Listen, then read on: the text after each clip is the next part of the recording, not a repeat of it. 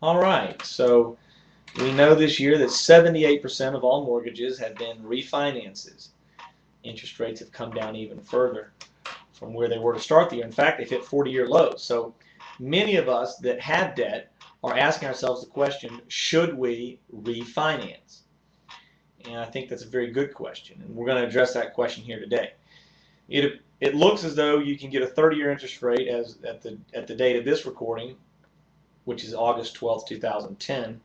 You can get a 30-year for about 4.3%, and you can get a 15-year for about 3.7%, roughly, depending on what state you're in and depending on many other factors. So should you refinance? Well, you want to look at what the situation is, obviously, and then be able to answer the question. The questions you should ask yourself are, if I refinance, what benefits will I get? So, for example, in my personal situation, I was looking at refinancing, and I have 12 years and 9 months left on my mortgage. So I was looking at refinancing. However, I wasn't going to look at a 15 because I certainly don't want to add 2 years and 3 months to my mortgage. So what I did was I looked at a 10. And in the end, for me, it would have raised my payment about $150 or $200 a month, which I don't want to commit to right now. So for me, the best decision was to keep it at my current interest rate of 5%, even though I could have gone down to 3.7. I'll certainly look again in April to see if the payment is either the same or less.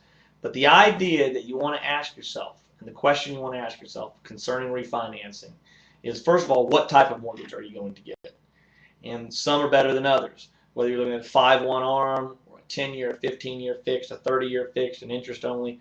A lot of mortgages out there. We're going to talk about that in the next video. But for this video, what we want to do is just look at payments and whether or not you should get a mortgage. And my advice would be that if you can get a mortgage that is less in time and keeps your payment the same or lowers it, then yes, you should get the mortgage.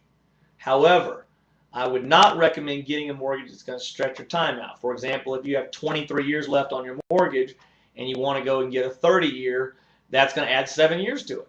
That's not a win-win for you. That's just a win for you lower your payments.